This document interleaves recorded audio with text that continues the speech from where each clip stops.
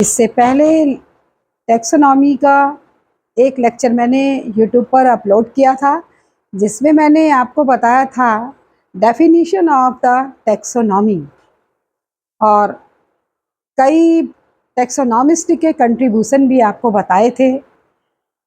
आज हम बात करेंगे बाइनोमियल सिस्टम ऑफ नॉमेनक्लेचर की। बाइनोमियल नॉमेनक्लेचर, जिसे हिंदी में हम कहते हैं द्विपद्धति नाम। Binomial system of nomenclature. This was proposed by Carolus Linnaeus, and Carolus Linnaeus ने binomial system of nomenclature दिया था और प्रत्येक जीवधारी को, चाहे वो एनिमल हो चाहे वो प्लांट हो, उसे दो नाम दिए गए थे। पहला नाम फर्स्ट नेम जेनेरिक नेम और second name that is specific name. First name generic name which represents the genus of the organism, and specific name it represents the species. यहाँ मैंने आपको यही बताया कि binomial system of nomenclature that was proposed by Carolus Linnaeus. He was very great taxonomist and his contribution in the field of taxonomy was a lot. यानी इन्होंने कहा था कि प्रत्येक इंडिविजुअल को दो नाम से जाना जाएगा। पहला नाम फर्स्ट नेम जेनेरिक नेम होगा जो जीनस को रिप्रेजेंट करेगा, दूसरा नाम स्पेसिफिक नेम होगा जो स्पीशीज को रिप्रेजेंट करेगा। एक नियम बनाया गया, एक लॉ बनाया गया।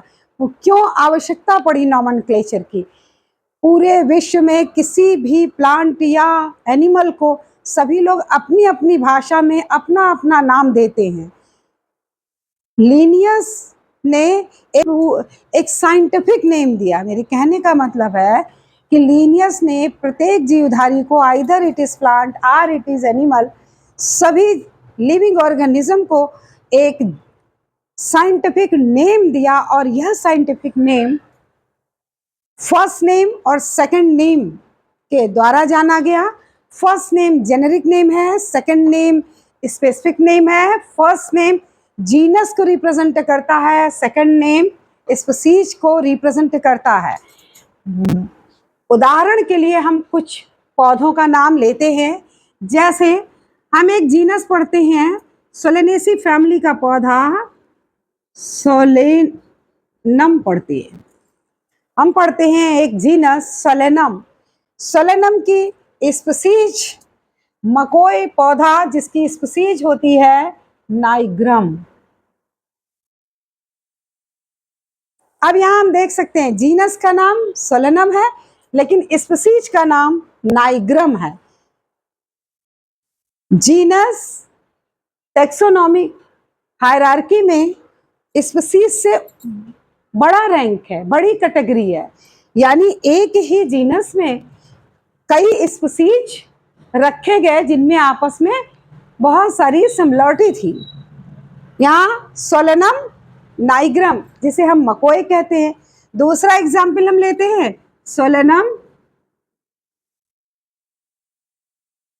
और स्पीशीज बदल गई, स्पीशीज हो गई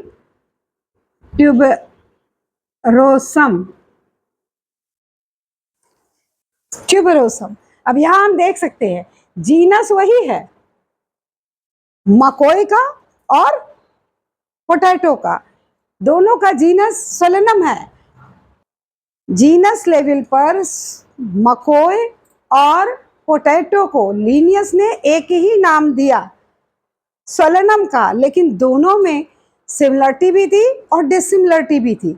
डिसिमिलरिटी के आधार पर एक को कहा गया नाइग्रम और दूसरे को कहा गया ट्यूबरोसम। नाइग्रम है मकोई और ट्यूबरोसम है पोटैटो। इस तरह हम लीनियस के बाइनोमियल सिस्टम ऑफ नॉमेनक्लेचर से यह पाते हैं कि पूरी दुनिया में जितने भी पौधे, जीव जंतु डिस्कवर हुए, उनको एक साइंटिफिक नेम दिया गया और यही नाम कहलाता है binomial system of nomenclature. Thank you.